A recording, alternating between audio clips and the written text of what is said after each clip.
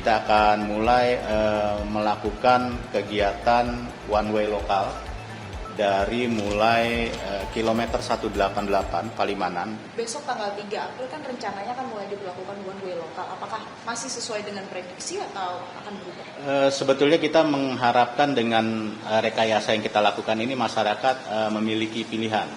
Ya, kemarin pemerintah memberikan beberapa insentif, tapi kelihatannya masyarakat masih lebih tertarik apabila pemerintah itu melaksanakan rekayasa dan mengharapkan mereka bisa melintasi ruas-ruas yang dilakukan rekayasa itu dengan lebih cepat untuk melakukan kegiatan mudik mereka.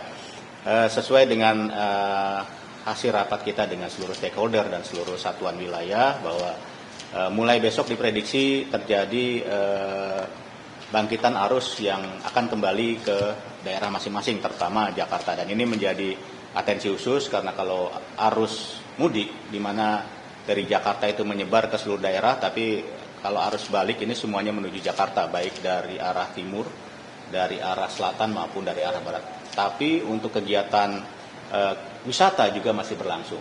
Dan ini kita prediksi dan kita lakukan langkah-langkah di mana mulai besok kita akan melakukan kegiatan rekayasa di jalur Jakarta Cikampek itu yang biasanya kita mengarah ke timur atau ke arah Jawa Tengah dan ke arah Bandung, ini kita balik menuju arah Jakarta. Ya, mulai kita pasang, kemudian kita juga dengan melihat bangkitan arus lalu lintas dan traffic counting yang ada, kita akan mulai melakukan kegiatan one way lokal dari mulai kilometer 188 Palimanan. Ya, diharapkan ini bisa menarik masyarakat terutama yang dari kawasan Cirebon, Kuningan dan sekitarnya untuk bisa memanfaatkan ini. Kemudian apabila terjadi bangkitan arus lalu lintas yang cukup tinggi dari arah timur, dari arah Semarang, kemungkinan di tanggal 5 kita akan memperpanjang one way lokal ini sampai menuju Palijagan. Karena berdasarkan hitungan dari teman-teman pengelola jalan tol, bahwa Pejagan ini salah satu menyumbang bangkitan arus lalu lintas yang menuju arah Jakarta sekitar 20%. Kalau memang nanti terjadi bangkitan lagi, kita akan memanjangkan sampai dengan Tegal dan selanjutnya.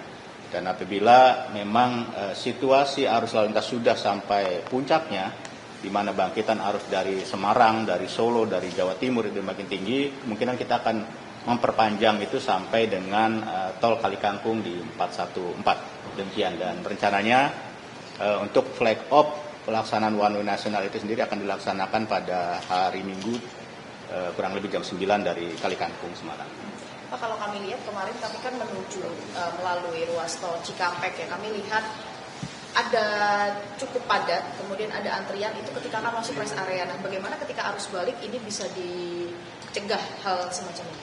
Permasalahan yang memang tiap tahun terjadi itu adalah di rest area, di mana daya tampungnya memang tidak memadai pada saat terdapat limpahan arus pengunjung yang demikian padat, terutama pada saat musim-musim seperti libur lebaran ini.